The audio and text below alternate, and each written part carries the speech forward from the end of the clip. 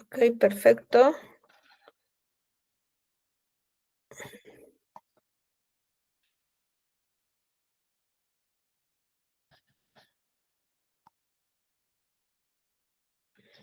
Am, ¿Me confirman si es que se ve mi diapositiva, por favor?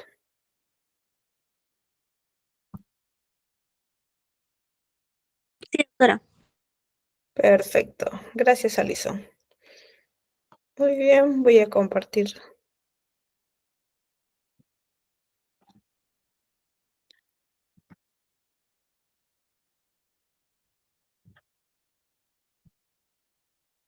Perfecto.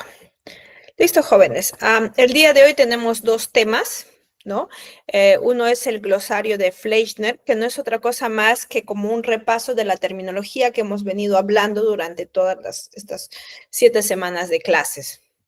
Y el otro es edema cardiogénico y no cardiogénico. Vamos a empezar por este tema que es bastante pequeño, edema cardiogénico y no cardiogénico, y luego pasamos al glosario de Fleischner, que nos va a ayudar o va a ser como una suerte de repaso de las terminologías que nosotros ya hemos escuchado y que estamos acostumbrados a utilizarlo, o lo vamos a ir escuchando durante el desarrollo de nuestras clases prácticas.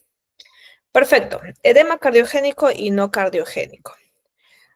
Como siempre, el propósito de nuestra clase es conocer los principales patrones radiológicos del edema pulmonar cardiogénico y no cardiogénico, ¿no? Entonces, aprender a diferenciarlos, ¿no? Aprender a diagnosticarlos radiológicamente, ¿no?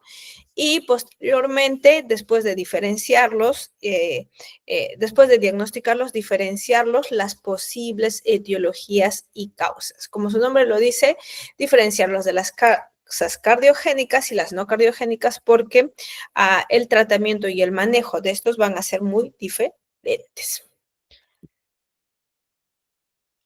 Muy bien. ¿Qué es el edema pulmonar? ¿No? Entonces, hay que tener conceptos claves, ¿no? Entonces, edema pulmonar es un término que lo que va a describir es o va a definir como la acumulación de líquido, la acumulación normal de líquido en los compartimientos extravasculares del pulmón. Entonces, si nosotros hacemos un recordaris, ¿no? Y empezamos a evaluar la unidad anatómica o funcional del pulmón, nos vamos a encontrar con el lobulillo pulmonar secundario, ¿no? Entonces, todos los compartimientos extravasculares prácticamente están definidos por estos espacios. Entonces, recordemos que nosotros tenemos dentro del lobulillo pulmonar secundario lo que son los sacos alveolares, que estamos viendo acá, ¿no?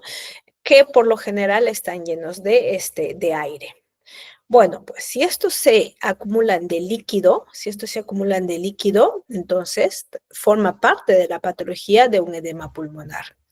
Las otras regiones donde también podría haber líquido son en los espacios intersticiales, ¿no? Entonces recordemos que el espacio intersticial prácticamente va a estar formado por el tabique interlobulillar o el tabique que se va a dar entre lobulillo pulmonar secundario y lobulillo pulmonar secundario.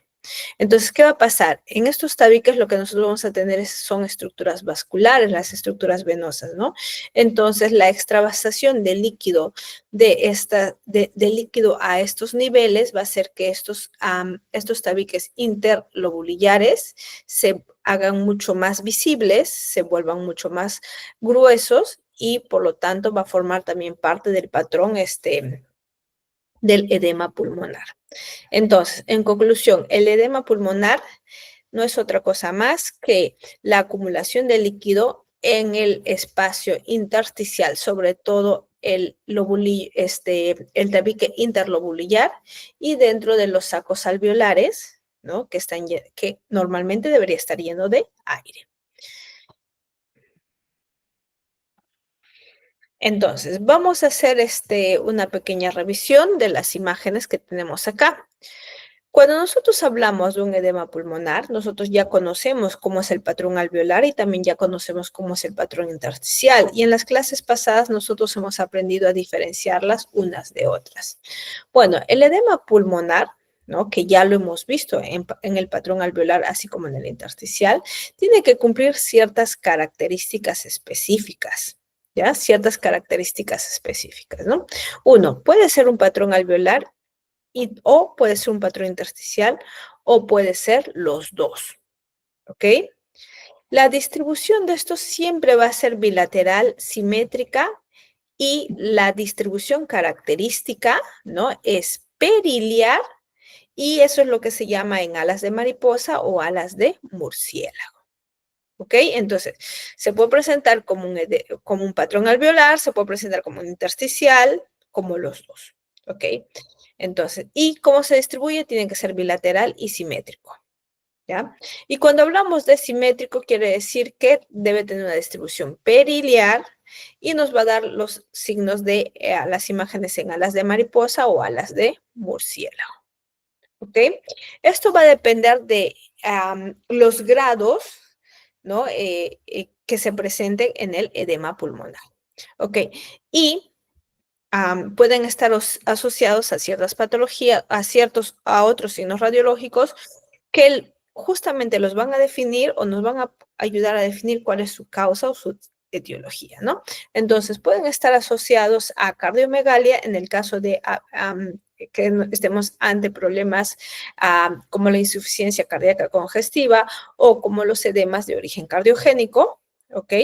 ¿No? Entonces, o también pueden estar asociados a edema pulmonar, este es derrame pleural, disculpen, por lo general bilateral, y esto es cuando prácticamente el proceso, ¿no? De la extravasación de líquido ya no se queda solamente en los espacios,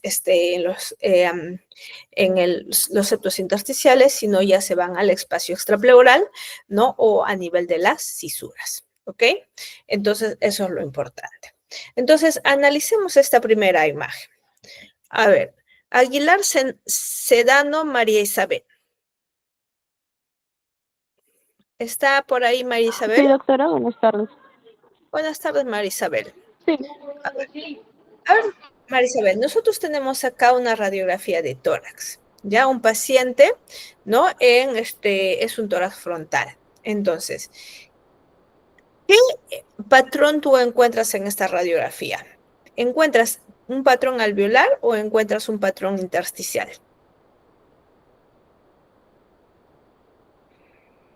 ¿Cómo describirías tú? O en Bueno, palabras, a ver, dime María Isabel.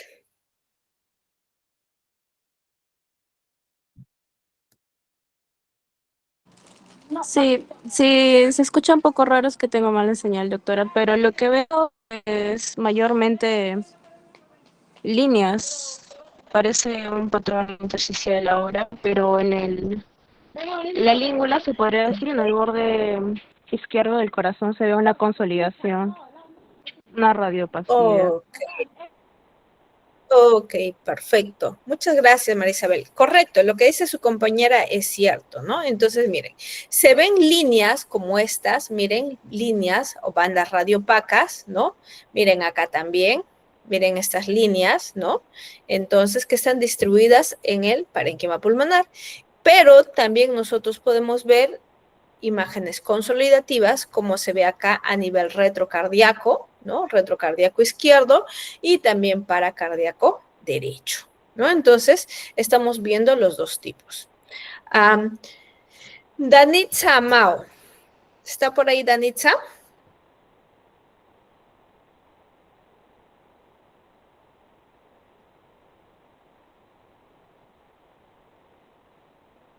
Danitza. Ok, vamos. María Teresa Bayón. Sí, doctora. María Teresa. María Teresa, lo segundo que me gustaría que describieras es, ¿cuál es la distribución que tú ves? ¿Es unilateral o es bilateral? En primer lugar. Bueno, yo digo que es bilateral porque se ve esas radiopacidades en ambos campos, bueno, en ambos pulmones. Ok, ¿no? Es bilateral porque efectivamente hay líneas, estas bandas, ¿no? Miren acá en el parénquima pulmonar derecho, pero también los vamos a encontrar acá a nivel del parénquima pulmonar izquierdo y lo mismo con las consolidaciones. ¿Y te parece simétrica ¿qué distribución tiene? ¿No? ¿Es simétrica o es mayor en un lado que en otro? ¿No? ¿Es de distribución periliar? ¿Es más apical o más basal? ¿Cómo lo describirías? Bueno, yo creo que es más distribución basal y asimétrica. Asimétrica. Cuando tú me dices que es asimétrica, quiere decir que en un lado es mayor que el otro, ¿correcto? ¿O a qué te refieres asimétrica?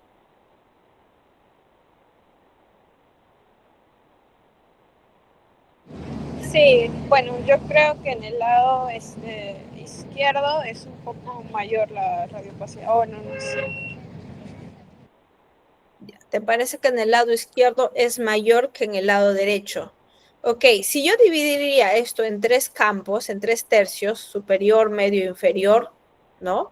Entonces, y comparas tanto el derecho con el izquierdo, empezamos a comparar, ¿no? Entonces, derecho e izquierdo, ¿te parece que hay asimetría entre el derecho y el izquierdo? Solamente el tercio superior.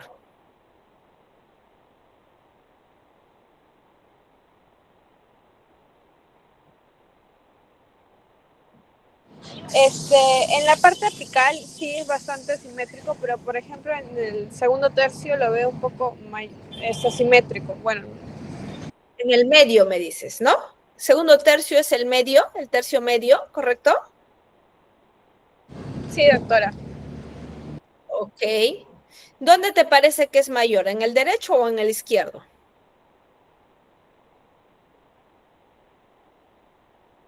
En el derecho. Mayor en el derecho. ¿Y en el tercio inferior qué te parece?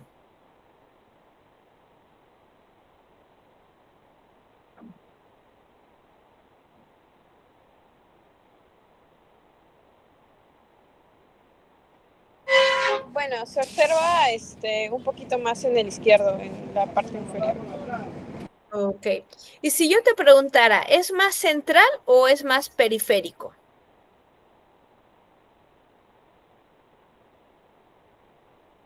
Más central. Más central, ¿no? Es más central, correcto. Entonces, cuando nosotros hablamos, muchas gracias, María Teresa, cuando nosotros hablamos de una distribución simétrica periliar, es porque uno, ¿no? Están en ambos campos pulmonares, ¿ok? Nos referimos que están en ambos campos pulmonares, son bilaterales, ¿no? Entonces, y la distribución, si ustedes se dan cuenta, es mucho más central, es decir, perihiliar o también ilio-basal, ¿no? Entonces, empieza en los ilios y se va extendiendo a las regiones basales, tanto en el lado derecho como en el izquierdo. Si ustedes observan las regiones periféricas, salvo estas pequeñas líneas o bandas radiopacas, ¿no? Que también están en el otro lado, ¿no? Se van a dar cuenta que el parénquima pulmonar está como un poco más respetado que las zonas perihiliares, ¿ok? Que las zonas perihiliares. Y esto es lo característico del patrón alveolar o intersticial en el edema pulmonar. ¿Ya? Entonces, cuando ustedes tienen un edema pulmonar, entonces ustedes se van a dar cuenta que siempre va a empezar por las regiones periliares y se puede extender a las regiones basales. ¿Ok? Esa es la forma de presentación. Ahora, estas pequeñas bandas radiopacas, que no es otra cosa más que el líquido dentro del intersticio interlobulillar, y que están paralelas a la pleura parietal sobre todo, estas se llaman las famosas líneas B de Kerley. Entonces, cuando ustedes ven estas bandas que están paralelas a la pleura, ¿no? Esto es un signo muy característico y muy distintivo de un edema pulmonar, ¿no? De un patrón intersticial en un edema pulmonar. ¿Ya? Ok. Entonces no se olviden, las famosas líneas B de Kerley, que son estas bandas radiopacas, ¿no? Que prácticamente están perpendiculares a la pleura, ¿no? Entonces esas son las famosas líneas B de Kerley. Y muy, muy característico, muy patognomónico del edema pulmonar. ¿ok? Y cuando el proceso del edema pulmonar aumenta, a medida que va aumentando, de acuerdo a las causas o etiologías, se pueden, como les dije, acompañar, si tiene una causa o una etiología cardíaca, de una cardiomegalia, ¿no? Y para esto hay que recordar cuánto mide el índice cardiotorácico en una persona adulta, normalmente Astrid Cano. ¿Estará Astrid?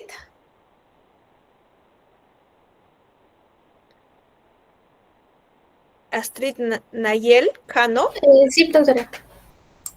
Hola, Astrid. ¿Cuánto mide el índice cardiotorácico en un adulto? O el índice cardíaco. O el ICT.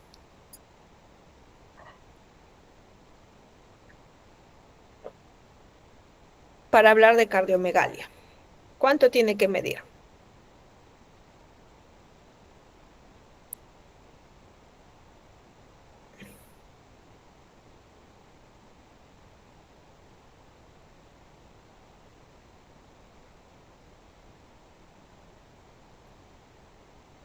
A ver, ¿quién le ayuda a Astrid? ¿Quién se acuerda? Mayor a 0,5. Ok, Omar, mayor a 0.5. ¿Ya? Entonces, mayor a 0.5 en adultos. ¿Y en niños, mayor a cuánto será? 0,6. 55. 0.6. 0.6. ¿Ok? Entonces, por si acaso. Entonces, hablamos. Entonces, nosotros vamos a ver que se puede asociar a una cardiomegalia cuando el ICT es más de 0.5 en adultos o 0.6 en niños pequeñitos, ¿no? Y el otro signo que ustedes pueden encontrar es el famoso derrame pleural, ¿no? El famoso derrame pleural. A ver, Omar Coronel. ¿Está Omar? Sí, doctora, buenas tardes. Buenas tardes, Omar. A ver, tú mismo, ya que me has dicho del índice cardiotorácico. O si no, Omar, vamos a darle oportunidad a otro de tus compañeros, ¿correcto? Vamos a ver, Carmen Cruz. ¿Estará Carmen Cruz?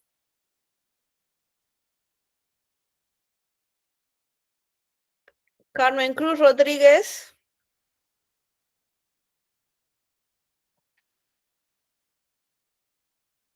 Ok, pasamos. Angélica Dávila. Sí, doctora. Hola, Angélica. Angélica, para hablar nosotros de derrame pleural y cuando nosotros estamos, normalmente, ¿qué signo radiológico buscamos en una radiografía frontal? El signo de la silueta. No, edema, o sea, cuando queremos hablar de El borramiento de los senos costodiafragmáticos. correcto, ¿no? El borramiento de ambos senos costodiafragmáticos, Mm. ¿no? O puede ser uno también, ¿no? Entonces, eso es lo que nos para un derrame pleural. Y si es que yo tengo borrado el seno costodiafragmático en una radiografía frontal, aproximadamente cuánto de líquido hay en ese espacio pleural. ¿Te acuerdas? Mm.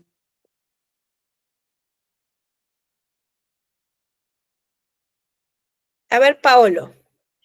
130, 150.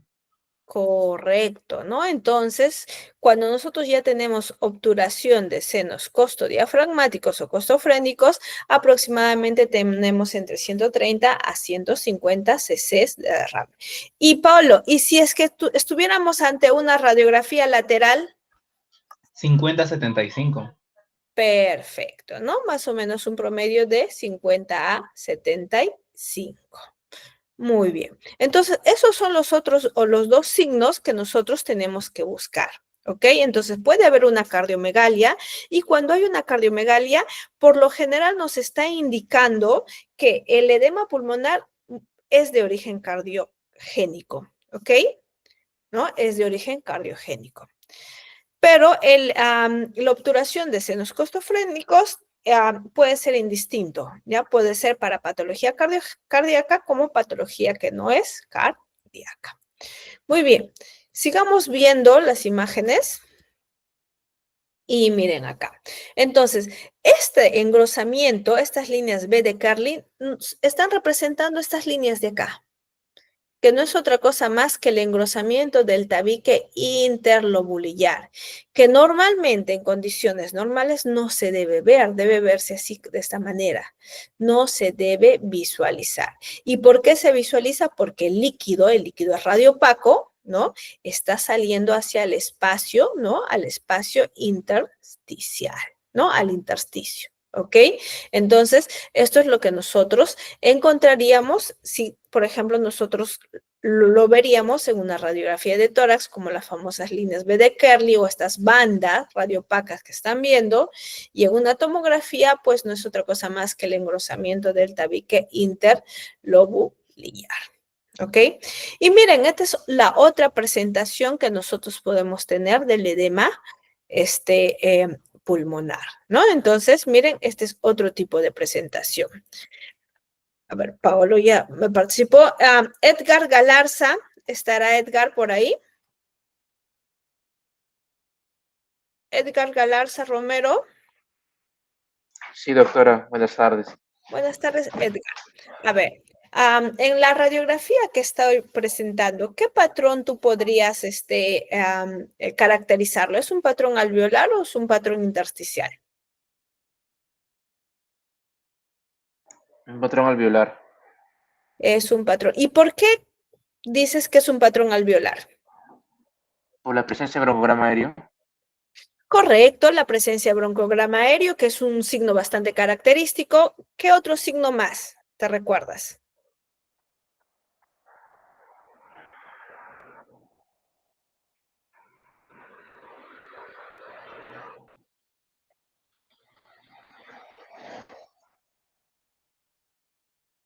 A ver, ¿qué otras características tiene el patrón alveolar?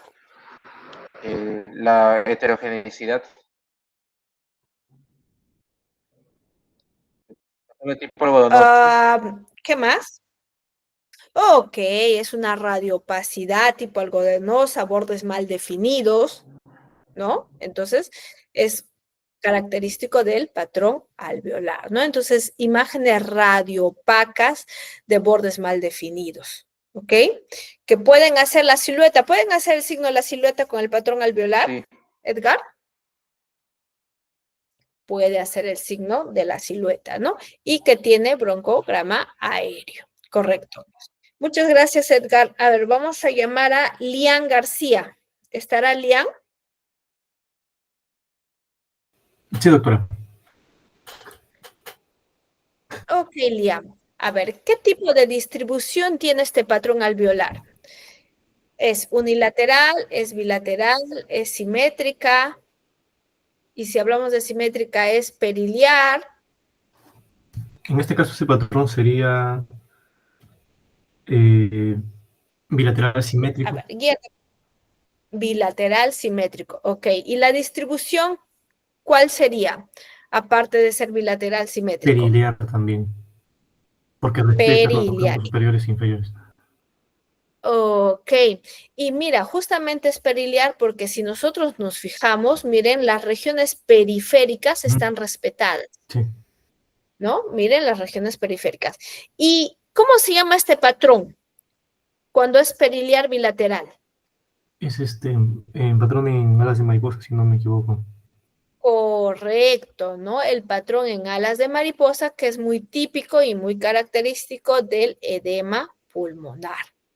Ya es muy... Gracias, Lian, ¿no? Entonces, muy característico del edema pulmonar, ¿no? Entonces, acá quiero que se fijen, miren las regiones periféricas.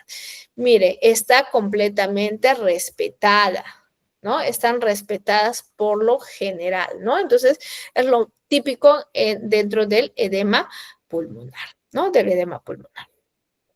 Y si nosotros queremos ver esto, ¿no? Entonces, en una imagen tomográfica, pues lo que nosotros vamos a encontrar es que como el líquido está ocupando los sacos alveolares y normalmente los sacos alveolares están rellenos de aire, Entonces, el líquido se ve radiopaco. Por lo tanto, el aire del parénquima pulmonar es reemplazado por imágenes consolidativas,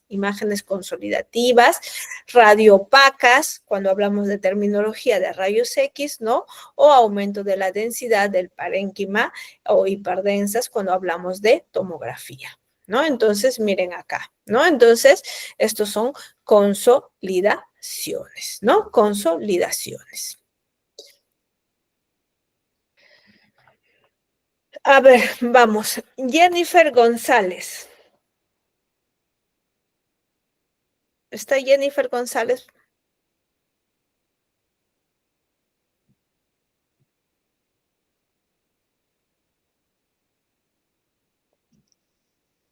Jennifer González. Ok. Vamos. Leonardo González.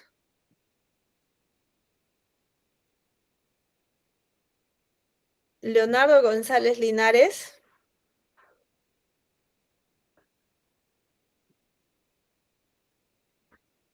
Muy bien, seguimos llamando. Yemina Guamán. Alison. Sí te vi, Alison. Ok, Alison. Mira, Alison, nosotros tenemos acá una tomografía de tórax en ventana parenquimal, ¿no? Entonces, ¿qué te llama la atención? ¿Cómo tú estás viendo el parénquima pulmonar en esta imagen que te estoy presentando? ¿Está normal? ¿Hay algo que te llama la atención? Un ratito, doctora, que le hago zoom.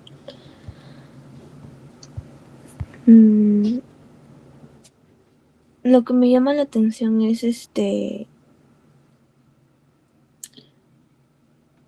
se ve como líneas blancas en ambos campos pulmonares. Las líneas blancas, estas de acá. Sí. ¿Y a qué pertenecen esas líneas blancas? Disculpe, doctora, no la escuché. ¿A qué pertenecen? ¿Qué representan estas líneas blancas? Los septos interlobulares. Correcto, ¿no? Entonces esto no es otra cosa más que el engrosamiento. Correcto, ¿no? De los septos interlobulares, porque este cuadrilátero de acá es un lobulillo, este de acá es otro lobulillo y este de acá es otro lobulillo y lo mismo acá, ¿no? Entonces, y esto forma parte del edema pulmonar de tipo intersticial, ¿ya? Edema pulmonar de tipo intersticial. Y Alison, ¿y cómo lo caracterizarías? ¿No? Si yo te preguntaría la distribución, ¿bilateral o no bilateral? Bilateral. Correcto. ¿Es simétrica? O sea, ¿es igual en ambos lados? Sí, doctora, es simétrica. Es simétrica, ¿no? Es simétrica, ¿no? Entonces, miren las características una vez más de lo que nosotros hemos visto, pero en una imagen tomográfica. Gracias, Alison. Gracias, doctora. ¿No? Entonces, es esto, ¿no? Entonces, lo que nosotros estamos viendo no es otra cosa más que el engrosamiento del tabique interlobular. A ver, Maybe Wari. Sí, doctora, buenas tardes. Hola, Maybe, buenas tardes. Mira, tenemos ahora otra imagen, ¿no? Tomográfica, ¿no? Es una imagen tomográfica, ¿no? En ventana parenquimal, en un corte axial. ¿Qué te llama la atención acá? ¿Cómo lo podrías describir?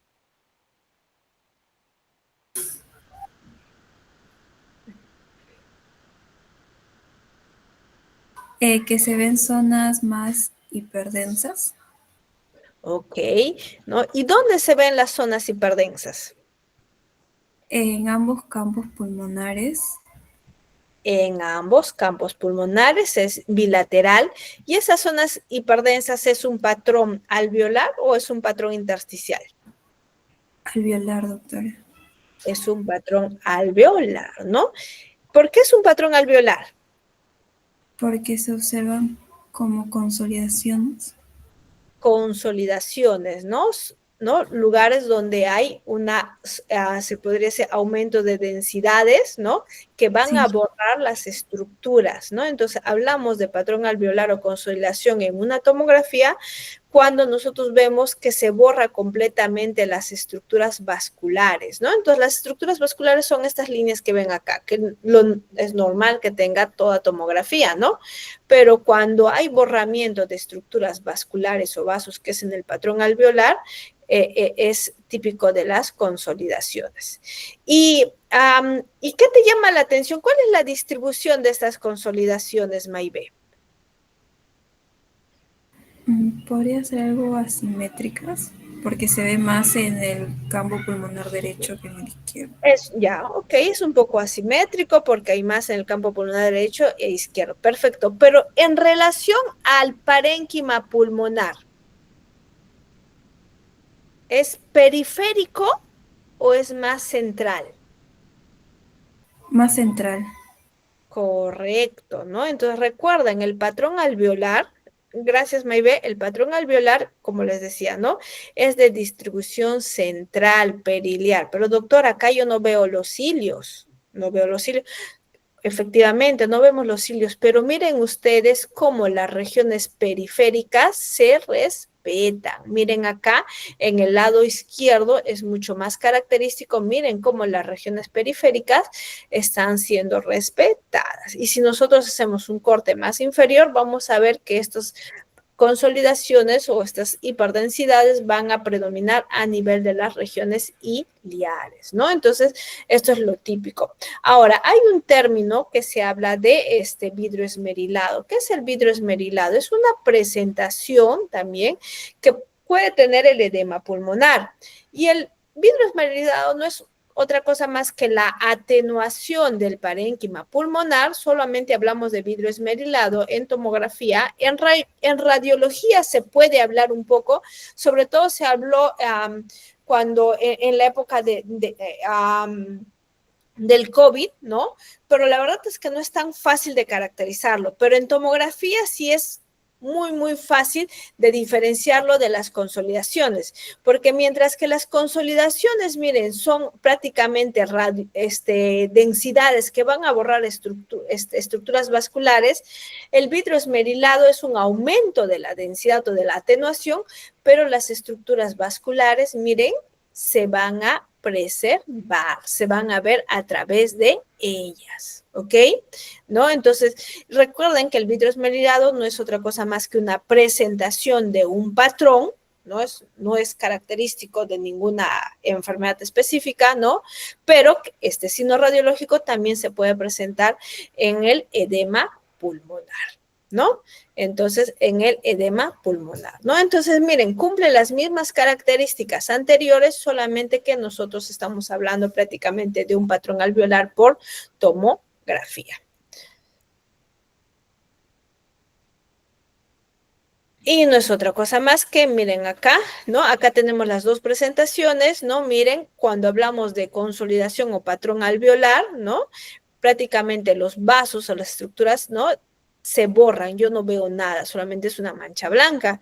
Pero en el vidrio esmerilado, miren, sí hay aumento de la atenuación, pero yo puedo ver algunas características del espacio del lobulillo, ¿no? Entonces, las estructuras vasculares sobre todo, ¿no? Entonces, esto es el famoso vidrio esmerilado, ¿no? Entonces, estos dos patrones o estas dos imágenes ustedes las pueden encontrar en el edema pulmonar. Muy bien. Entonces, nosotros sabemos que ya hemos aprendido a reconocer cómo se ve el edema pulmonar, tanto en imágenes radiográficas como en imágenes tomográficas y qué características tienen. Ahora, también que nosotros lo que tenemos que saber es que el edema pulmonar se puede clasificar en edema pulmonar de origen cardiogénico y no cardiogénico, ¿ok?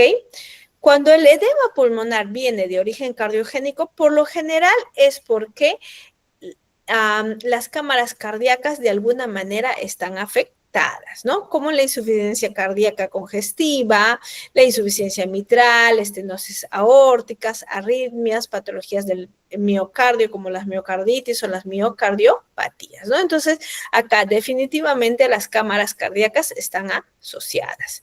Pero también existe el edema pulmonar no cardiogénico, que va a estar dada por dos causas principales. Uno, por la sobrecarga o hiperhidratación o sobrehidratación, que es el error que cometemos, por ejemplo, cuando sobrehidratamos a un paciente que vino por alguna deshidratación o algo y nosotros no hacemos los cálculos de los volúmenes, ¿no? De cuánto suero le vamos a poner a ese paciente según su peso, ¿no? Entonces, nosotros nos podemos sobrepasar y le podemos causar un edema pulmonar. Y esto se llama por sobrecarga. Y la otra presentación es por alteración de la permeabilidad capilar, ¿no? Entonces, cuando se altera la permeabilidad capilar, por lo general son causas como, por ejemplo, el edema pulmonar por el asma aguda, ¿no? Por un proceso posobstructivo, por una posintubación, ¿no? Por un tromboembolismo pulmonar, ¿no? Cualquier otra causa que no tenga nada que ver con la sobrecarga hídrica, ¿no? Entonces, nosotros vamos a tener estas tres presentaciones de edema pulmonar. Y es importante que nosotros, mediante signos radiológicos, lo identifiquemos. ¿Por qué? Porque el manejo de cada uno de ellos va a variar. ¿Ok? Entonces, no es suficiente caracterizar el edema pulmonar, sino hay que decir qué tipo es, porque el tratamiento cambia, ¿no? Con respecto a cada uno de ellos. Lo otro que es importante conocer es que cuando nosotros tenemos un edema pulmonar, nuestro paciente por lo general va a tener disnea, ortopnia, ¿no? Algunos pacientes, sobre todo cardíacos, pueden hacer disnea paroxística nocturna y un distrés respiratorio agudo, ¿no? Un distrés respiratorio o un cuadro bastante agudo. Ahora, de esta manera sabemos que el edema pulmonar fisiológicamente pasa por dos fases, ¿no? Uno es la fase del edema intersticial con los signos que ya hemos visto, que es el engrosamiento de los tabiques interlobulares, las líneas B de Kerley, ¿no? Los signos de cefalización, que quiere decir que las estructuras vasculares que van en los lóbulos superiores son más prominentes que los inferiores, ¿no? Y la segunda es el edema alveolar, donde ya nosotros vemos las consolidaciones. Ahora, estas fases son similares para cualquier tipo de edema pulmonar, ¿no? Entonces, fisiológicamente o fisiopatológicamente lo que se sucede es primero una dilatación de los vasos pulmonares. Después de dilatarse los vasos pulmonares, lo que va a haber es fuga de líquido primero al espacio intersticial, ¿no? Cuando sobrepasa el espacio intersticial o esto persiste, ya se va hacia el espacio pleural. Y así como sale al espacio pleural, también entra hacia los alvéolos, ¿no? Entra hacia los alvéolos. Entonces, una vez que ingresa a los alvéolos, prácticamente ya estamos en un edema alveolar, ¿no? Entonces, y la persistencia de estos signos es lo que va a provocar prácticamente el edema pulmonar. Y este edema pulmonar, como ya lo hemos visto, puede estar asociado a dos signos, que es uno, el incremento de la azuleta cardíaca, o el otro es la obturación de los senos costofrénicos, que no es otra cosa más que la visualización radiológica del derrame pleural. Entonces, ahora, una de las enfermedades más características asociadas a edema pulmonar es la insuficiencia cardíaca congestiva. Entonces, la insuficiencia cardíaca congestiva no es otra cosa más que el resultado de un gasto insuficiente debido a una insuficiencia cardíaca, ¿no? O a la alta resistencia, ¿no? de la circulación y la sobrecarga de líquidos, ¿ok? Y hay que saber que pasan siempre por tres fases. Entonces, nosotros conocemos que tiene dos presentaciones. Tiene una presentación intersticial y tiene una presentación alveolar, pero en sí pasa por tres fases, ¿no? Primero es la fase mucho más temprana, que es la fase de redistribución, donde el principal signo radiológico es la cefalización. ¿Qué es la cefalización? Quiere decir que las estructuras vasculares que van hacia los lóbulos superiores son más prominentes que las estructuras vasculares de los lóbulos inferiores. Sabemos que normalmente es al revés. Entonces, cuando nosotros vemos esto, pues este es un signo de cefalización muy característico del edema pulmonar en su fase de redistribución, ¿no? Si el proceso va aumentando, esto va aumentando, entonces ya se dan otros signos, ¿no? Como el edema intersticial. Y el edema intersticial se va a caracterizar, uno, por las líneas B de Kerley, que ya lo hemos visto, se caracteriza por el manguito peribronquial, ¿no? ¿Qué es el manguito peribronquial? Prácticamente el engrosamiento de los dos ilios, ¿no? Y inclusive puede acompañarse prácticamente del engrosamiento de las cisuras, ¿no? Que van a estar, ¿no? Las cisuras sobre todo interlobales. Y por último vamos a tener la fase de consolidación, y en la fase de consolidación, que es un patrón alveolar, pues va a tener todas las características de un patrón alveolar. ¿Cuáles son las características? Imágenes hiperdensas o imágenes consolidaciones, tiene que tener broncograma aérea, y por lo general estas son pues opacidades algodonosas, mal definidas, ¿no? Y terminan por último en una efusión pleural, ¿no? En un derrame pleural. Entonces, estas son las 3 etapas por las cuales pasa un edema pulmonar, ¿no? Entonces, miren acá, entonces, el edema intersticial de una radiografía podemos tener el manguito peribronquial. Miren acá cómo los ilios se hacen un poco más prominentes, ¿no? Miren cómo nosotros tenemos las famosas líneas B de Kerley. Miren acá en el lado izquierdo es mucho más notorio, ¿no? Tenemos las líneas A de Kerley, que no es otra cosa más que los signos de cefalización. Miren estos vasos de las estructuras vasculares de los lóbulos superiores se hacen prominentes y se hacen visibles. Normalmente esto no es así, ¿no? Y se puede asociar al engrosamiento de las cisuras, ¿no? Miren la cisura horizontal o cisura menor, miren cómo acá se hace visible, se dibuja, ¿no? ¿Por qué? Por el líquido que se está acumulando a estos niveles, ¿no? A esos niveles, ¿no? Entonces, cuando pasamos al edema alveolar, miren acá prácticamente son consolidaciones, ¿no? En alas de mariposa, ¿no? En prácticamente periliares, por lo general simétricas, bilaterales, ¿no? Bilaterales, ¿no? Que tienen broncograma aéreo, puede ser signo de la silueta, ¿no? Todas las características de un patrón alveolar. Y como les dije, puede estar asociado a los derrames pleurales, ¿no? O también puede estar asociado al líquido entre las cisuras, ¿no? El famoso tumor fantasma.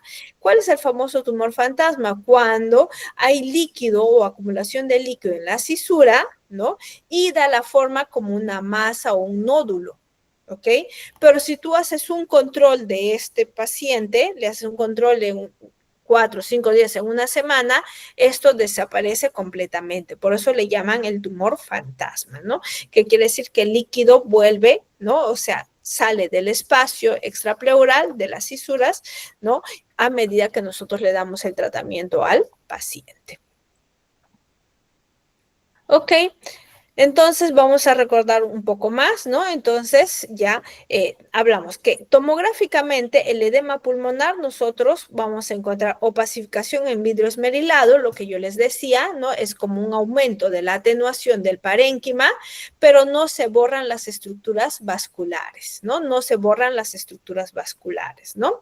Entonces, y esto sumado al engrosamiento del manguito peribroncovascular, miren acá.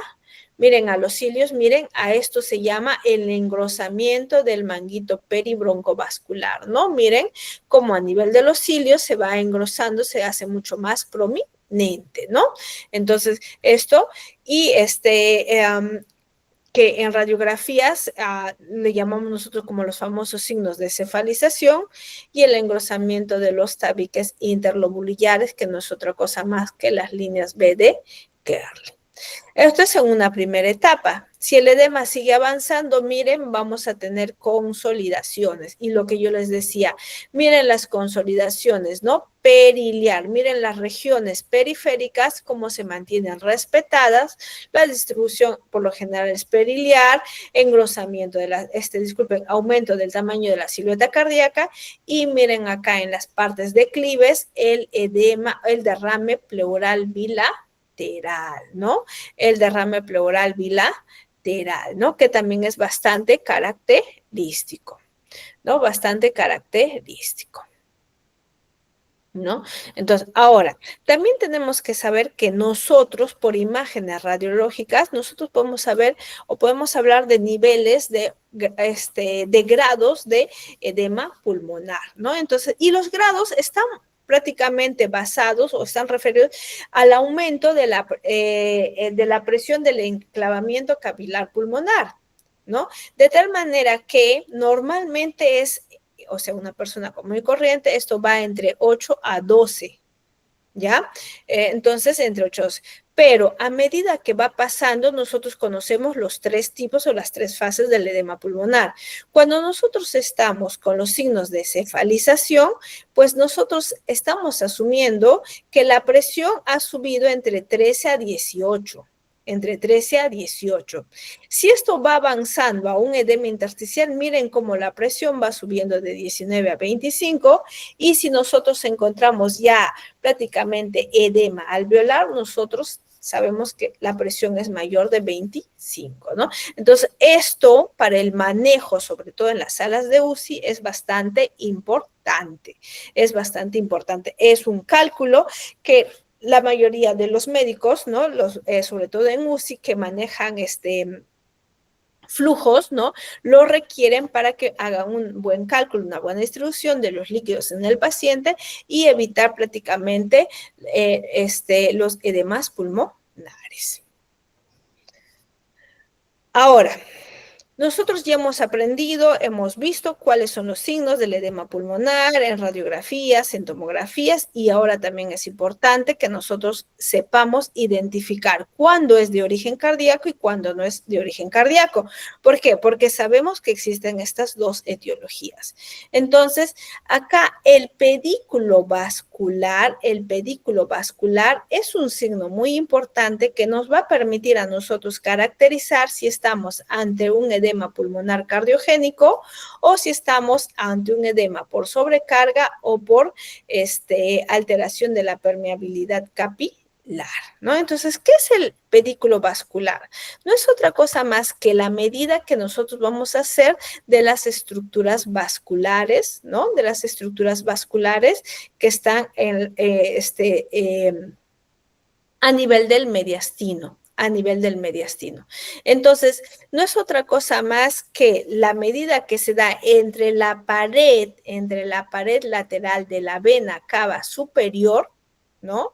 Y la que se da entre el borde lateral de la arteria subclavia izquierda, ¿no? Entonces, nosotros trazamos una línea, ¿no? Entre estas dos, y se dice que normalmente lo debemos encontrar en menos de 60 milímetros, ¿no? Hasta menos de 6 centímetros.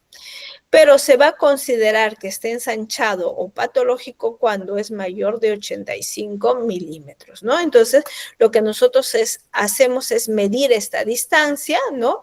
Y si es mayor de 80 milímetros, pues lo consideramos que está patológico. Entonces, vamos a ver cómo funciona esto. Entonces, esto es bien sencillo, es bien fácil, ¿no? Entonces, ustedes ya han caracterizado que tienen su edema pulmonar por los signos radiológicos que lo han visto. Lo segundo que tienen que hacer es medir el ICT, el índice cardiotorácico, ¿ok? Entonces, ustedes miden el índice cardiotorácico, ¿no? Entonces, ¿para qué? Para que ustedes puedan saber si el índice cardiotorácico está aumentado, es decir, están ante una cardiomegalia, entonces ustedes van a decir que están ante un edema pulmonar cardiogénico. Ahora, sabemos que el edema pulmonar cardiogénico va a tener dos presentaciones, uno que es la insuficiencia cardíaca aguda y otro es que es la insuficiencia cardíaca crónica. pues el engrosamiento del, ¿no? El ensanchamiento del pedículo vascular nos va a permitir diferenciar las agudas de las crónicas.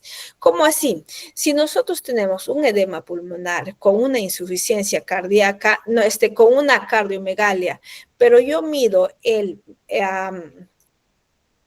lo que yo voy a medir en mi pedículo vascular y es menos de 85 milímetros, ¿no?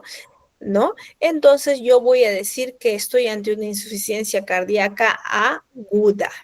Ya estoy ante una insuficiencia cardíaca aguda, ¿no? Entonces, ¿qué es lo que pasa? ¿No? Definitivamente hay un edema pulmonar, el corazón está grande, pero es aguda porque todavía las estructuras vasculares, los grandes vasos, todavía no se han distendido como debe ser. Recién están en los cambios a nivel de las estructuras vasculares perihiliares, ¿ok?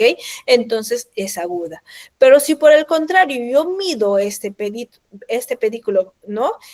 Vascular, y si mide más de 85, pues yo voy a decir que estoy ante una insuficiencia cardíaca crónica, es decir, que el tiempo ha ido avanzando, de tal manera que estos cambios ya no solamente se han dado a nivel de las estructuras vasculares iliares, sino que ya se están proyectando a los grandes vasos, como es la vena cava superior y como son las arterias que pertenecen prácticamente a los vasos o a los troncos supraaórticos, ¿ya? A los troncos supraaórticos, ¿no? Entonces, esto demanda un tiempo, ¿ok?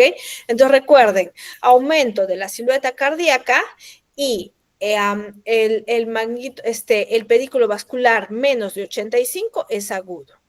Pero si es más de 85 es una insuficiencia cardíaca crónica. Por el contrario, ustedes tienen un patrón con un edema cardíaco, ¿no? Y con un edema pulmonar, disculpen, ¿no? Y ven que la silueta cardíaca está normal, entonces también van a medir el pedículo vascular. Si el pedículo vascular es normal o está estrecho, pues la causa es una alteración de la permeabilidad capilar, ¿no? Entonces, es una alteración de la permeabilidad capilar. Pero si por el contrario está ensanchado, es decir, más de 85 milímetros, pues la causa es por sobrecarga hídrica, porque le hemos sobrehidratado. ¿Ok? Entonces, esa sería la forma como nosotros la vamos a caracterizar cuando nosotros tengamos prácticamente signos radiológicos de un edema pulmonar. Entonces, a ver, vamos. Martínez Fernández, Dani. Dani Martínez. Sí, doctora, dígame. Ok, Dani. A ver, tengo un paciente con signos radiológicos de un edema pulmonar, ¿ya? Este paciente, yo le mido el ICT y mide 0.48. Ya, por favor, vayan apuntando todos, mide 0.48. Pero el ICT, pero el pedículo vascular mide 60 milímetros. Entonces, la pregunta ¿es un edema cardiogénico o es un edema no cardiogénico? Primero, ¿es cardiogénico o no cardiogénico y por qué? No cardiogénico, doctora, porque ¿Por es qué? menos, porque es menos de 0.5. Porque no hay cardiomegalia. Cardiomegalia. Ok, muy bien, porque no hay cardiomegalia. Ahora, mi segunda pregunta ¿es un edema no cardiogénico por alteración de la permeabilidad capilar o por sobrehidratación o sobrecarga? La permeabilidad, doctora, porque es menos de 60. Porque el pedículo vascular es menos de 60. Muy bien, Dani. Vamos a ver. Sheila Martínez.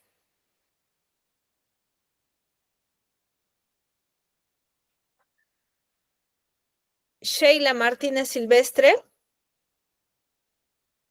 Ok. Christopher Natividad. Sí, doctora. Ok, Christopher. A ver, te presento este otro caso. Tienes signos radiológicos sugestivos de un edema pulmonar. Tienes un ICT de 0.65 y tienes un pedículo vascular de 90. Pregunta número 1. ¿Es un edema cardiogénico o no cardiogénico y por qué?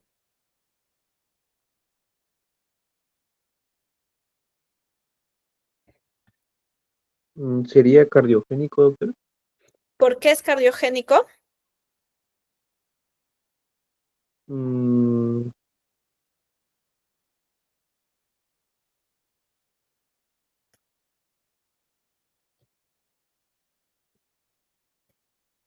Es fácil la respuesta, ¿no? ¿Por qué es cardiogénico? ¿Cuánto medía el ICT? sí, doctora, que no me acuerdo ese valor. 0,65. Ajá. Sí, Ya. doctora, era 0,5. Entonces, ¿hay o no hay cardiomegalia?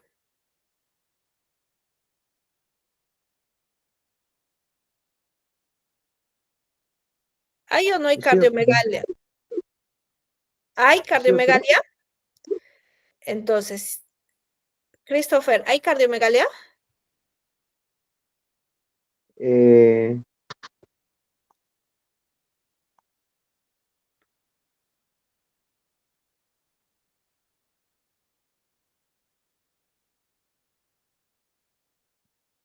¿Hay cardiomegalia?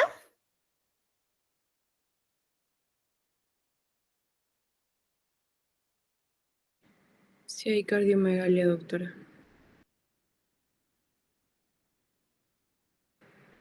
Tiene el micrófono apagado, doctora. Ah, ok, disculpen. Sí, hay cardiomegalia porque está en 0,65. ¿Ok? Gracias, Anel.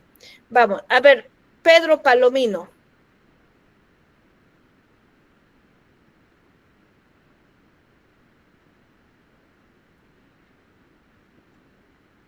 Pedro Palomino está.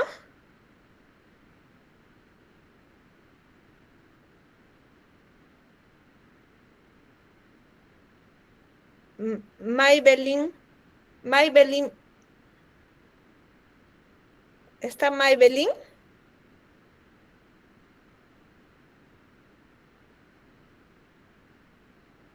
María Quispe.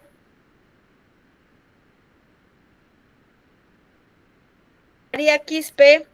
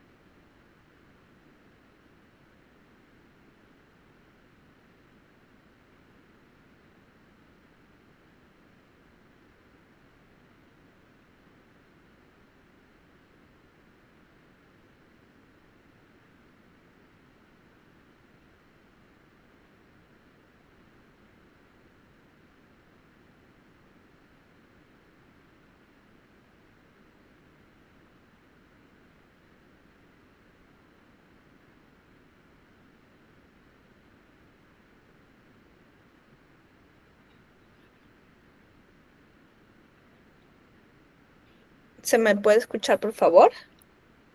Sí, doctora. Ok, se cortó. Ok, listo. Voy a compartir pantalla.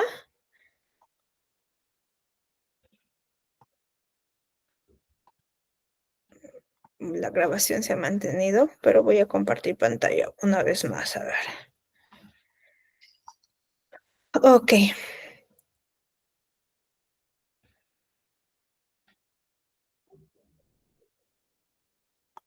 Ok, listo. A ver, estaba llamando y me parecía que no se me escuchaba o algo así. A ver, Pedro Palomino, ¿está?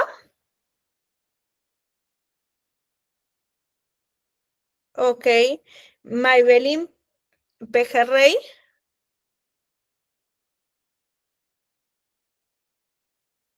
María Quispe. María Stephanie Quispe. ¿Se me escucha? Sí, doctor, sí se escucha. Ok, gracias. Como no me responden, a ver. Denilson Serrano. Presente, doctora, buenas tardes. Hola, Denilson. Buenas tardes. A ver, Denilson. A ver, habíamos dicho que estábamos ante un paciente con edema pulmonar que medía un ICT de 0,65 y un pedículo vascular de 90. Entonces, ya tus compañeros habían dicho que, mi pregunta era, ¿es un edema pulmonar de origen cardiogénico o no cardiogénico? Es cardiogénico, doctora, porque es Correcto. mayor a 0,5 el índice. Ok, ¿no? Porque hay cardiomegalia. La pregunta número 2 es, ¿agudo o es crónico? Es un Crónico, doctora, crónico. ¿Por qué? porque es mayor a 0,85. Porque el pedículo vascular es mayor de 0,85. Muy bien, correcto. Muy bien, Denilson. Y a ver, Yamile Tolentino. Sí, doctora, buenas tardes. Buenas tardes, Yamile. A ver, un último caso. Tienes un paciente que tiene un ICT de 0,42, ¿no? 0,42 y tiene un pedículo vascular de 85, ¿no? Entonces, pregunta número 1, ¿es un edema cardiogénico o es no cardiogénico?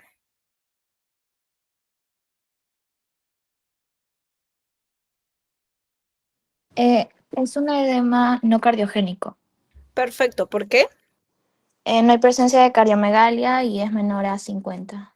Ok, perfecto, no hay cardiomegalia. Entonces tengo dos posibilidades. Tengo dos posibilidades, ¿no? ¿No? Entonces, la pregunta ¿será pulmonar? O sea, por aumento de la permeabilidad capilar o será por sobrecarga?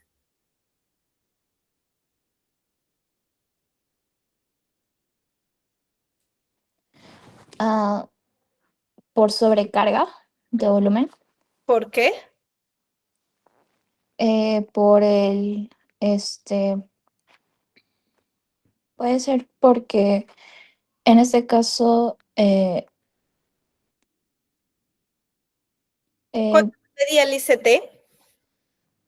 ¿Cuánto te dije que medía el ICT? 85. Correcto, ¿no? Entonces, cuando es mayor de 85 es por Sobrecarga.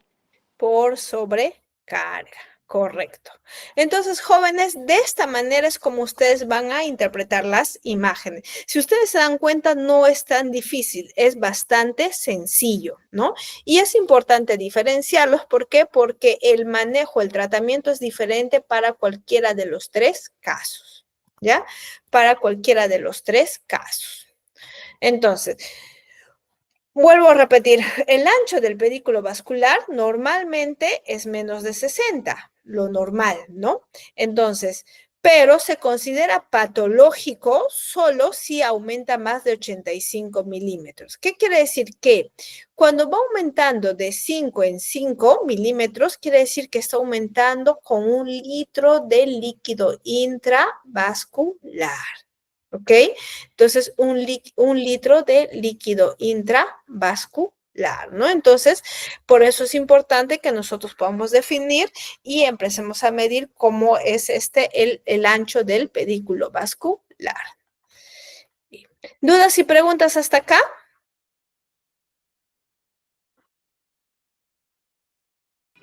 Todo claro, doctor.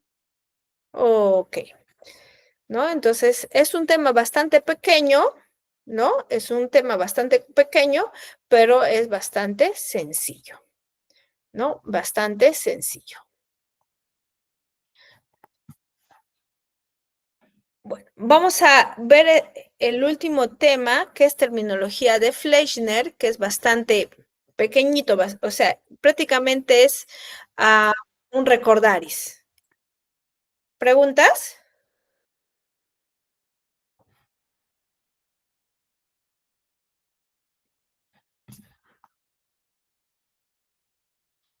Un ratito, déjenme la presentación. Ok, aceptar. Y ahora sí.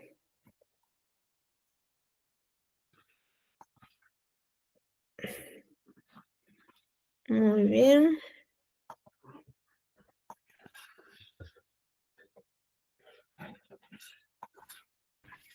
Perfecto. Y ahora sí, vamos a...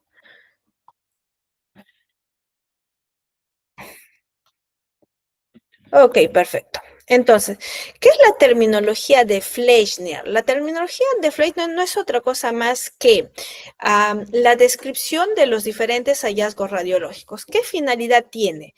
Pues la finalidad de que todos, tanto especialistas radiólogos como también los neumólogos, como los de medicina interna, ¿no? Y todas las especialidades hablen sobre lo mismo. ¿Ya? Entonces, resulta que en radiología nosotros podemos describir ciertos signos o ciertas estructuras utilizando diversas terminologías, ¿no? Entonces, y esto lleva a ciertas confusiones. Entonces, ¿qué hace Fleischner?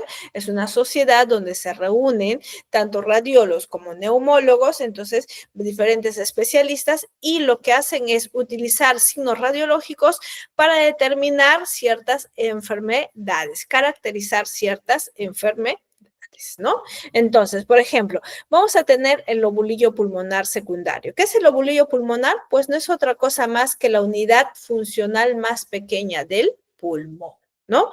También conocido como lobulillo pulmonar secundario. Sabemos que va a estar compuesta por sacos alveolares que van a formar los acinos. Sabemos que tiene una arteriola y un bronquiolo central, ¿no? Sabemos que tiene los tabiques interlobulillares por donde van a pasar las estructuras vasculares, y sabemos que está rodeado prácticamente por tejido intersticial, ¿no? Entonces, ese es el lobulillo pulmonar secundario. Entonces, conocido como la unidad más pequeña anatómica del pulmón. Broncograma aéreo también lo conocemos, no es otra cosa más que el rezago, residuo de aire que queda en los bronquios cuando estamos ante un patrón alveolar, ¿no?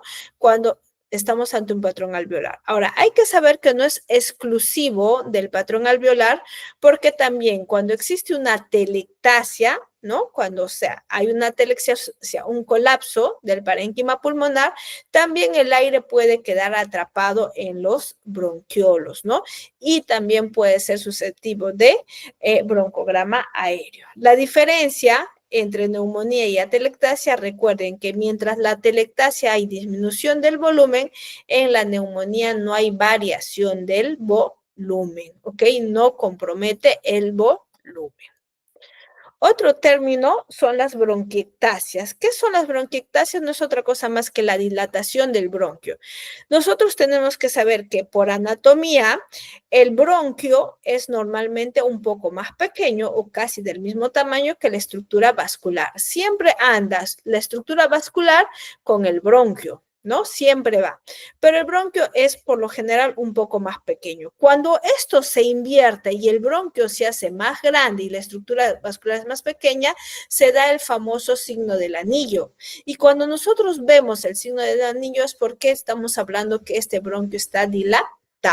Entonces, eso es lo que nosotros conocemos como bronquiectasia. Y por lo general, estos son secundarios a procesos crónicos, procesos inflamatorios, ¿no? Y en la mayoría de veces, procesos irreversibles. El signo de la media luna es otro término que ustedes lo van a escuchar. Y no es otra cosa más que cuando una cavitación, ¿no? Una caverna que se da en el parénquima pulmonar está ocupado está ocupado por lo general por una masa.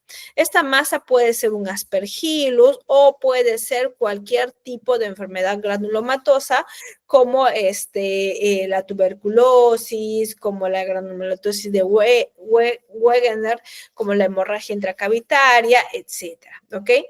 Pero el espacio que deja la masa con la cavitación, esta imagen radiolúcida, es lo que se llama el signo de la media luna. Lo van a escuchar bastante. Y el micetoma es lo mismo, basándonos en lo mismo que hemos dicho, es una imagen, una cavitación que es ocupada por una masa. La diferencia que esta masa por lo general pertenece a hifas entrelazadas del aspergillus, ¿no? Entonces, el espacio aéreo es el signo de la media luna, pero la masa se le va a conocer como micetoma, sobre todo porque es la colonización de unas hifas como son los aspergillus. Atrapamiento aéreo.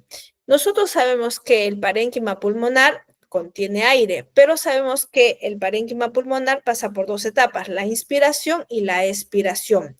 Cuando nosotros inspiramos o tomamos aire, es menos, o sea, la atenuación del parénquima pulmonar disminuye, es lo normal. Pero cuando nosotros botamos el aire del parénquima pulmonar, lo normal que tenemos que encontrar es que aumente la atenuación. Pero cuando nosotros botamos el aire y vemos que hay áreas como estas de acá, ¿no? Entonces, estamos hablando de signos de atrapamiento aéreo, ¿ya? Entonces, a esto se refiere el atrapamiento aéreo. Entonces, para hablar de atrapamiento aéreo, nosotros tenemos que tener dos estudios, uno en inspiración y el otro en expiración. El signo del casquete apical no es otra cosa más que un signo secuelar, ¿no? Es un signo secuelar y está dada por la fibrosis que se puede dar a nivel de la pleura, sobre todo en las regiones apicales, ¿no? Entonces, un engrosamiento, un compromiso de la grasa extrapleural de aspecto cicatricial, de aspecto secuelar, que en nuestro medio, en nuestro país, lo vemos sobre todo en las tuberculosis. Atelectasia, ya sabemos, ¿no? Es una radiopacidad geométrica donde hay disminución del volumen del parénquima pulmonar, ¿no? Entonces, si es rayos X, vamos a hablar opacidad geométrica, o si es tomografía, vamos a hablar con un aumento de la atenuación del parénquima pulmonar. Puede tener broncograma aéreo, puede tener broncograma aéreo. Y también existen las famosas atelectasias lineares. Las atelectasias lineales, como esta de acá, ¿no? No es otra cosa más que bandas radiopacas lineales que se extienden casi siempre hasta la pleura, ¿ya? Y no es otra cosa más que el colapso, pero ya no de todo un segmento, sino parte de un segmento pulmonar, ¿no? Entonces, por eso se le llama atelectasia subsegmentaria, ¿no? Entonces, pueden obtener estas famosas imágenes, bandas radiopacas, o pueden tener imágenes geométricas, formas geométricas. Hablamos de distorsión de la arquitectura cuando nosotros vemos que las paredes de los lobulillos o del lobulillo pulmonar secundario se visualizan alteradas. Estas se pueden engrosar, pueden aumentar de tamaño, ¿no? Y por lo general, estos cambios son recontra irreversibles. Son son irreversibles en realidad, ¿ok? Entonces, hablamos de distorsión de la arquitectura, ¿no? Entonces, puede estar asociado no solamente a engrosamiento del tabique, puede estar asociado a bronquiectasias, ¿no? Cilíndricas, tubulares, quísticas, puede estar asociado a aumento de la densidad como áreas de vidrio esmerilado, ¿no? O con disminución de la atenuación del parénquima pulmonar como áreas quísticas o áreas enfisematosas. Las adenopatías no es otra cosa más que el crecimiento de los ganglios a nivel del mediastino o de las regiones periiliares. En tomografía, sobre todo de tórax, se dice que vamos a hablar de adenopatía cuando el diámetro del eje corto es más de 1 centímetro. centímetro. Ahora, no solamente hablamos de diámetro, sino también tenemos que ver las características del ganglio, ¿no? Entonces, por lo general, estos ganglios tienen como las formas arriñonadas, ¿no? Arriñonadas, ¿no? Entonces, hablamos de adenopatías cuando estas pierden esta forma arriñonada y se vuelven mucho más esféricas u ovoides, ¿no? O cuando, por ejemplo, ponemos contraste y prácticamente se pierde la cortical ósea se pierde la corteza del ganglio porque tiene una parte céntrica y una parte periférica y capta contraste de manera homogénea, ¿no? Entonces, 3 características importantes que nosotros tenemos que tener en cuenta para hablar de adenopatía. Recuerden que el tamaño del ganglio se basa en la medida del diámetro del eje corto y esto puede variar. Es muy diferente cuando nosotros hablamos, por ejemplo, de las adenopatías cervicales que de las adenopatías intratorácicas. Patrón de atenuación en mosaico también lo van a escuchar o lo habrán escuchado, sobre todo cuando hablamos o cuando ven imágenes tomográficas. ¿Qué significa atenuación en mosaico? Ustedes van a ver 2 tipos de áreas, ¿no? Un área más con una atenuación disminuida y otra con una atenuación un poco más incrementada. Esto se puede dar a diferentes cambios. Uno puede ser por una enfermedad intersticial o puede ser por enfermedades obliterantes de las vías aéreas o vasculares oclusivas. Y estas van a ser, la parte patológica o la parte sana va a estar interpretada de acuerdo a la patología en la que se encuentre. Entonces, si ustedes están ante un cuadro de enfermedad intersticial, entonces lo que ustedes van a ver es que las áreas de vidrio esmerilado, o sea, las que están con aumento de la atenuación, ¿no? Representan el proceso, el parénquima patológico, ¿ya? El parénquima patológico. Pero cuando hablamos, por ejemplo, de atrapamiento aéreo, lo que hemos dicho, lo que es patológico son las áreas más que tienen disminución de la atenuación, ¿no? Las que se ha atrapado el aire. Entonces, este es un concepto que lo vamos a manejar de acuerdo a la patología o la enfermedad a la que nosotros estamos viendo o la que nos encontramos.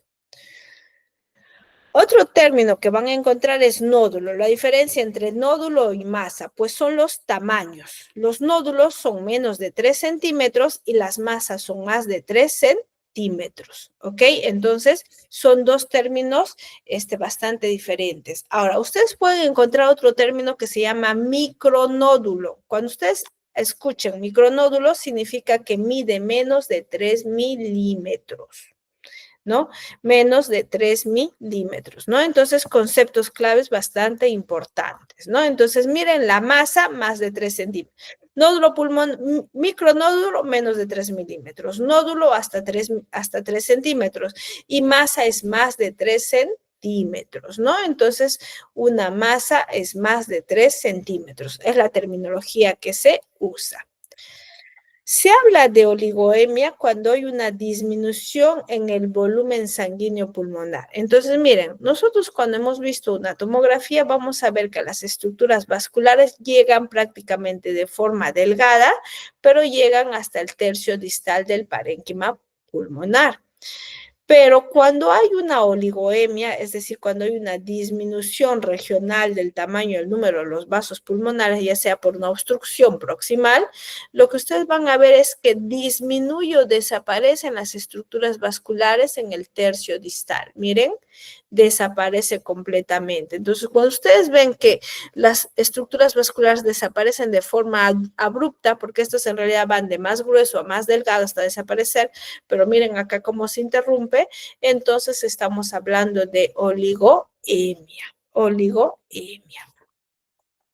El patrón reticular ya sabemos, cuando hay un engrosamiento, ¿no?, del intersticio del parénquima, ya sea interlobulillar o intralobulillar, ¿no? Entonces, recuerden, en radiografía de tórax prácticamente son opacidades lineales, ¿no? Lineales, y en tomografía es el engrosamiento del tabique interlobulillar.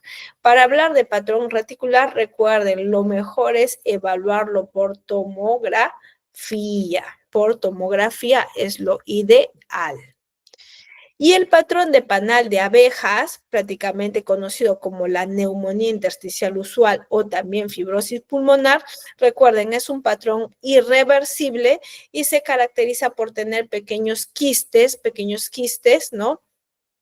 Y por eso es que se le llama panal de abeja, ¿no? Entonces, acá es el engrosamiento ya no del tabique interlobulillar, sino del tabique intralobulillar, ¿no? El intersticio que está rodeando los acinos o los sacos alveolares, ¿no? Entonces, no es solamente el tabique interlobulillar, sino el tabique intralobulillar. Cuando hablamos de patrón de crazy paving o empedrado es porque se une dos patrones, ¿ok? El patrón de hidroesmerilado y también el engrosamiento del intersticio del parénquima pulmonar, ¿no? Entonces, por eso es que se llama crazy paving, como pavimento loco, como las famosas losetas que se ven en el piso, ¿no? Crazy paving. Y cuando tenemos esto, pues es muy característico de los pacientes con proteinosis alveolar. No es exclusivo, pero sí es muy característico. Ahora, hemos hablado de nódulo, micronódulo, masa. Entonces, pero hay que hablar también de patrón reticulonodular, que es muy diferente a lo que nosotros hemos hablado, ¿no? Lo que hemos mencionado anteriormente. El patrón reticulonodular no es otra cosa más que el engrosamiento del intersticio, ¿no? ¿no? Ya no solamente por imágenes lineares, sino también por imágenes nodulares, ¿no? Nodulares, ¿no? Entonces, por eso se llama reticulonodular, ¿no? Y es muy característico, por ejemplo, de ciertos procesos, ¿no? Acuérdense que en el tabique interlobulillar pasan los linfáticos, ¿no? Entonces, como por ejemplo las carcinomatosis linfangíticas, ¿no? Las carcinomatosis linfangíticas es muy característico de este patrón reticulonodular. El patrón nodular es muy diferente a nódulo y hablamos de patrón nodular cuando nosotros tenemos en una radiografía del tórax estas pequeñas imágenes nodulares que miden entre 2 a 10 milímetros, pero que son de distribución van a ser de distribución difusa. Y no es otra cosa más que prácticamente va a representar, por ejemplo, al taponamiento de los bronquiolos terminales, ¿no? De los bronquiolos terminales, ¿no? Entonces, y está muy asociada a procesos inflamatorios o infecciosos, ¿no? Es difusa, pero no necesariamente simétrica ni uniforme. ¿Ok? No necesariamente simétrica ni uniforme. El patrón miliar son los nodulitos que hemos visto, pero son muy pequeñitos, menos de 3 milímetros. Ese es el patrón miliar. Muy típico, por ejemplo, de la TBC miliar, ¿no? Entonces son micronódulos pequeñitos que nosotros vamos a ver y que por tomografía se va a representar como las imágenes de árbol en brote. El signo del collar de cuentas es igual que nosotros habláramos del patrón retículo nodular. No es otra cosa más que el engrosamiento lineal y nodular del intersticio interlobulillar. ¿Ok? Entonces, no es solamente engrosamiento lineal, sino también nodular. Bronquiolectasia es la dilatación del bronquio, pero ya no en la parte central, sino en la parte periférica. No es lo mismo que una bronquiectasia, pero se va a llamar bronquiolectasia cuando está en la región periférica, es decir, adyacente a la pleura, adyacente a las hojas pleurales. Broncocele es la dilatación del bronquio, pero con moco, ¿no? En su interior, ¿no? Entonces, tienen como las formas digitiformes, ¿no? Como las formas digitiformes también le llaman en dedos de guante, ¿no? En dedos de guante. Ese es el broncocele. Las bulas, lo hemos visto, son imágenes radiolúcidas, ¿no? Son imágenes que contienen quísticas, que contienen aire, pero cuyas paredes son menos de 1 milímetro de grosor. Eso es una bula. El quiste también es una imagen que contiene aire, pero las paredes son entre 2 o 3 milímetros. Por lo general es menos de 4 milímetros, disculpen, ¿no? Va a ser menos de 4 milímetros. Ese es un quiste. Y una cavidad también es una cavidad que contiene aire, pero sus paredes son más de 4 milímetros, ¿no? Entonces, por lo general, se da en un área consolidativa. Las cavitaciones, por ejemplo, de la tuberculosis pulmonar es muy característico en nuestro medio y que estas se van a dar más a nivel de los lóbulos superiores. El enfisema es otra área radiolúcida, o sea, otra área. La diferencia es que acá lo que se pierde o se destruye son las paredes de los alvéolos, ¿no? Entonces, estos son procesos irreversibles también y nosotros podemos encontrar enfisema centrolobulillar si está en el centro y las partes periféricas, disculpen, están respetadas, ¿no? Paraseptal si las partes periféricas son las afectadas y la parte central está respetada, o panlobulillar si se mezclan, como en este caso, tanto la parte central como las regiones periféricas. ¿Ya? Entonces, recuerden, enfisema, destrucción de las paredes alveolares. Hemos hablado de hemos hablado de neumotórax, y así como hay un neumotórax, hay un neumopericardio, es cuando las hojas del pericardio se llenan de aire, y miren acá cómo hay una línea radiolúcida que está rodeando a toda la silueta cardíaca, ¿ok? Neumopericardio. Neumomediastino, si en el mediastino, miren, hay aire, sobre todo esto es muy característico cuando hay malos procedimientos de intubación, por ejemplo, ¿no? Neumomediastino, o cuando hay, por ejemplo, procesos que están compuestos por armas punzocortantes. Entonces, neumomediastino, aire en el mediastino. Neumotórax, ya sabemos, aire en el espacio pleural, y el signo característico es ver la línea pleural, ¿no? La línea pleural es lo más característico. Signos de redistribución, lo que hemos hablado, cuando las estructuras vasculares de los lóbulos superiores son más grandes que las de los lóbulos inferiores, ¿no? Entonces, este es el signo de redistribución y es un signo es el signo inicial que se da en el famoso edema pulmonar, ¿no? Los signos de redistribución. También le conocen como signos de cefalización, como las astas de venado, ¿ok? Recuerden las astas de venado. El árbol en brote, no sé si se recuerdan que lo hemos visto cuando hemos hablado de patrón intersticial, y son pequeñas estructuras ramificadas centrolobulillares, ¿no? Que recuerdan a un árbol con sus hojitas, ¿no? Miren, esta es la rama y estas son las hojitas, ¿no? Cuando ustedes ven imágenes en árbol en brote, o como las patitas del gato, también es otra forma de caracterizar, pues esto es muy típico y muy específico de procesos infecciosos, como por ejemplo de la tuberculosis. No es exclusivo de este por si acaso, pero cuando nosotros vemos árbol en brote, por lo general nosotros pensamos en TBC. Placas pleurales no es otra cosa más que las calcificaciones a nivel de la pleura, a nivel de las hojas pleurales, ¿no? Lo que hemos visto con las famosas enfermedades por neumoconiosis. Estas se caracterizan por ser por lo general planas, simétricas y afectan a los dos parénquimas pulmonares. Si fuera solamente a uno también, pero esto es más de procesos infecciosos. Distribución perilinfática, otra forma de ver el engrosamiento, ¿no? De los linfáticos, como las famosas carcinomatosis, ¿no? Que no es otra cosa más que también el patrón reticulonodular, que ya lo hemos hablado. Las bandas parenquimatosas son imágenes secuelares, ¿no? Entonces no es otra cosa más que bandas radiopacas que pueden llegar a medir entre 1 a 3 milímetros de grosor y se pueden extender hasta 5 centímetros, ¿no? Contactan por lo general las hojas pleurales, ¿no? Y no es otra cosa más que la secuela o una cicatriz de un proceso de fibrosis, ¿no? Un proceso secuelar.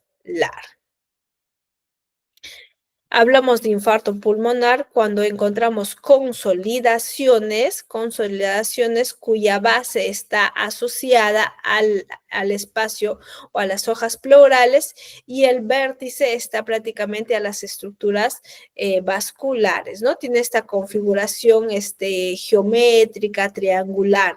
¿Ok? Y esto se va a dar cuando una estructura vascular, una arteriola de buen calibre se encuentra obstruida, como los famosos tromboembolismos pulmonares, ¿no? Entonces, eso es lo que dan los infartos pulmonares. Broncolito no es otra cosa más que la calcificación de un ganglio periliar que entra o está adyacente a los bronquios. ¿Ok? Calcificaciones bronquiales, bronquiolitos. Por lo general son pequeñas adenopatías peribronquiales. El pico yuxtafrénico es otro que ustedes lo van a escuchar. No es otra cosa más que una radiopacidad en la región apical. Miren, una radiopacidad en la región apical, ¿no? Que va a estar delimitada por uno de los bordes o cisuras, en este caso la cisura menor o horizontal, ¿no? ¿No? Entonces, lo que va a hacer, o sea, no es otra cosa más que refleja la telectasia de un segmento a nivel del lóbulo superior, ya a nivel del lóbulo superior. Y lo que hace es retraer la cisura menor hacia hacia arriba. Hemos visto ya opacidad semihidroesmerilado, que es aumento de la atenuación, pero no borra las estructuras vasculares, ¿no? Entonces, aumenta la atenuación, pero las estructuras vasculares no la vemos. Un diagnóstico diferencial es las consolidaciones donde aumenta la atenuación, pero sí se borra completamente las estructuras vasculares. Y la fibrosis pulmonar no es otra cosa más que la alteración o el engrosamiento del intersticio del parénquima pulmonar, con imágenes que son irreversibles, como el panal de abejas, y va a representar prácticamente a la neumonía intersticial usual, ¿no? Neumonía intersticial usual. Y hasta acá serían todos los términos que normalmente se utilizan o que normalmente utilizamos cuando nosotros describimos ciertas patologías o hallazgos radiológicos. ¿Dudas y preguntas hasta acá? Dime, Alison. Doctora, para el examen vendría desde la semana 1 hasta la semana 7, que sería hoy día. Sí, correcto. El examen viene desde la semana 1 hasta la semana 7. Ok, doctora, gracias. Ok, ¿alguna otra pregunta? Dime, Christopher. Doctora, sigo sin entender sobre las líneas B de Kerley. O sea, en las placas, no sé cómo poder distinguirlo. No sé si me podría, Ok, no sé, dar una a ver, explicación. las líneas B de Kerley no es otra cosa más que el engrosamiento del intersticio, del intersticio interlobular, ¿no? Entonces, no sé, a ver, déjame ver acá. Vamos a disminuir esto y vamos a ver si encontramos, creo que Doctora, y también no se ven todos los casos, ¿no? O siempre se tiene que Las evidenciar líneas B de Kerley es exclusivo del edema pulmonar. ¿Ya? Entonces, cuando tú ves líneas B de Kerley es porque estás ante un edema pulmonar. ¿No? Entonces, es exclusivo del edema pulmonar. Déjame, ya lo tengo acá. Voy a compartir en esta otra pantalla. ¿Se ve la pantalla? Uy, Sí, doctora. ok, entonces, acá tengo una de las radiografías que está acá. Entonces, ya, mira, se ve la pantalla, ¿no? Entonces, ves estas bandas radiopacas que tienen mira acá, ¿no? Estas bandas radiopacas no es otra cosa más que la representación del engrosamiento del tabique interlobulillar, del intersticio interlobulillar, ¿no? Mira, este intersticio interlobulillar como hace como una línea perpendicular con la pleura, pues esta es las famosas líneas B de Kerley. Mira acá, ¿no? Entonces vas a ver bandas radiopacas que van a ir y van a terminar a nivel de la pleura. ¿Sí los puedes ver? Sí, doctora, sí puedo verlo. Que yo me preguntaba más que nada, por ejemplo, lo que yo había leído era que las líneas B de Kerley frecuentemente se observan en edemas de origen cardiogénico. No, Y las líneas B de Kerley se presentan en edema de cualquier origen. ¿Ya? Recuerda que es una fase del edema, o sea, representa el edema intersticial. Representa el edema intersticial. ¿Ok? Entonces es una fase del edema. Ahora, es mucho más característico del edema de origen cardiogénico, pero no es exclusivo de él. Ah, ya, Puedes ya. encontrar por la sobrecarga hídrica, por ejemplo. Claro, Ujú. claro, tiene razón. Sí. Tiene razón. Ok. Gracias, doctora. Ok, ¿alguna otra pregunta? Sí, doctor, tengo una pregunta. Sí, dime. Quiero saber cómo diferenciar el patrón nodular, porque, o sea, según yo en algunas imágenes veo intersticial nodular, Ah, ok. porque sí, en algunas imágenes veo como que radiopacidades, que según yo son nódulos, pero resulta que nada más solamente son los espacios interlobulares engrosados, nada más, y no Ok. son nódulos. Ya, listo. Cuando tú estás ante un patrón reticulonodular, me dices, ¿no? O me hablas de nodular nada más. Sí, reticulonodular. Ok, cuando tú estás ante un patrón reticulonodular, simplemente te vas a ir primero te vas a ir a las cisuras, ¿no? Entonces te vas a ir acá a las cisuras, a este espacio, a las cisuras, ¿no?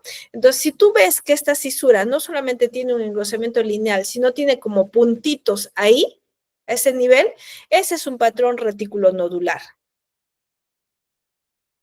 ¿Ok? Entonces, porque es la asociación prácticamente del patrón lineal y el engrosamiento nodular que se da a este nivel. Muy característico, por ejemplo, eso es prácticamente de las linfangitis carcinomatosas.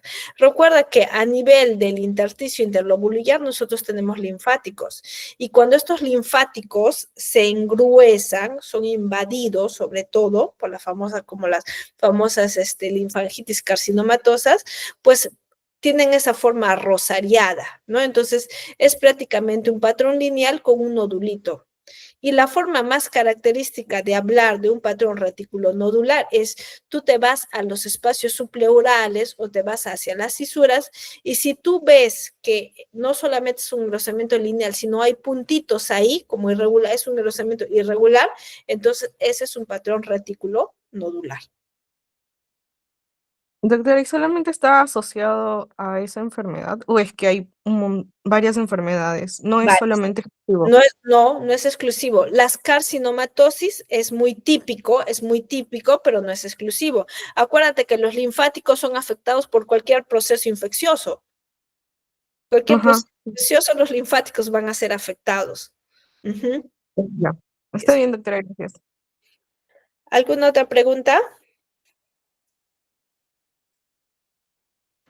Doctora, no tengo ninguna pregunta, pero yo y mi compañera Sashi y yo somos del segundo grupo, pero hemos estado presentes en la primera clase y le queríamos pedir si de hoy en adelante podíamos estar en la primera clase porque tenemos un cruce de horario con el inglés, entonces no queremos... Pero me tienes que hacer recordar. ¿En cada clase? Sí, porque si no, ¿cómo te llamo la lista? Recuerda que la lista que yo tengo acá, yo no la cambio. Es la lista que me dan, la lista que normalmente tú estás. Entonces yo utilizo acá un formato. Entonces, si es que tú no me avisas, yo no voy a saber si realmente, voy a dejar de compartir pantalla, si realmente, porque yo te voy a llamar y no me vas a contestar, y no te voy a llamar, por ejemplo, si estás en el primer grupo, porque obviamente tú perteneces al segundo grupo y en el primer grupo pues no te encuentras, entonces te voy a poner como falta, pero si me haces recordar como ahora, yo podría considerarte en la asistencia, ¿correcto? Sí, sí, doctora. Gracias. Entonces le voy a hacer recuerdo cada clase. Sí, por favor, porque como te digo, yo no cambio la asistencia, no la puedo cambiar. No Ya. la puedo cambiar. Y más bien, por favor, estoy ahorita viendo la asistencia y escríbeme el nombre de tu compañera ahorita en el chat para yo tenerlo, por favor, en consideración y poder, una vez que entre a la otra clase, apuntarlo, por favor. Ya, doctora. Ok, ¿alguna otra pregunta? Doctora, no se olvide de detener la grabación para que se guarde, por favor.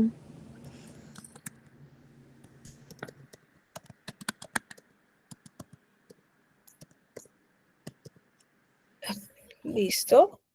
Ya lo estoy haciendo.